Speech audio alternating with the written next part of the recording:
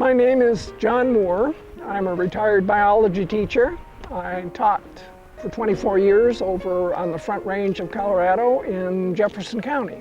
The monument really is, for the most part, a pinyon juniper forest. And that surprises people from many other parts of the country, because when they think of a forest, they think of very tall trees. We're standing near a small plant next to the yucca that is a little bit unusual. It is called cream tips because some of the plants have creamy colored flowers. This one is more yellow. But what's unusual about it is that it's in the daisy, aster, sunflower family. And most of those plants that people are familiar with have petals. There's a central disc of small flowers and then petals around the edge. It's the center part of the flower that we see. And it's a pretty common plant here in Colorado National Monument. In the desert, the plants grow far apart and their roots really spread out to capture as much water as possible. And they don't grow very tall. So when you look at this forest, you'd say, well, you know, it's not very impressive. But these are survivors. Many of the junipers have been here for almost 1,000 years, and the pinyons can live to be, 600 to 800 years old. So these are real survivors. They're really hardy plants. And I think they do a tremendous job of living in harsh conditions. There's hardly any soil, and their roots have to get down into the cracks in the rocks to find moisture and so on. So I really think these are great plants, as well as, some of the other smaller plants like the yucca, which are blooming now, and so on. The canyons, like No Thoroughfare Canyon, for example, there are plants that you basically don't find many other places because there is permanent water.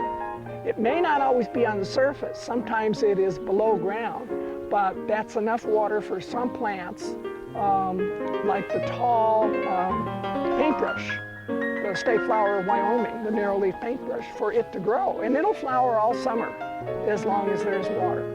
And that plant is an ephedra. Common name is Mormon tea because the Indians, the Native Americans, showed the Mormon settlers how to make a stimulating drink, sort of a spring tonic from that plant. But it's been used for thousands of years, especially in China, because it provides the drug ephedrine, which is a stimulant.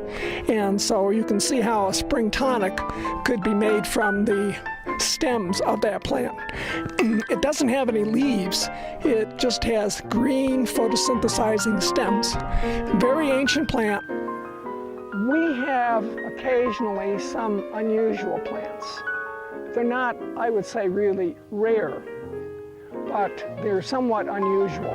And they're here because of the canyons that offer them some, shade, some protection, and so forth. But I'm not really aware of any really rare plants. Invasive plants usually come in either on the wind with very small seeds like the tamarisk, or people bring them in inadvertently. Cheatgrass. Yeah, it's everywhere. The reason it's called cheatgrass is because it grows so early in the spring that it really cheats all the other plants, the native plants, of what available moisture there is. Because it grows early, it grows fast. And right now, here in June, it's already finished growing and producing seed. And because it's an annual, the seeds will scatter in the wind and the parent plants will just die and disintegrate.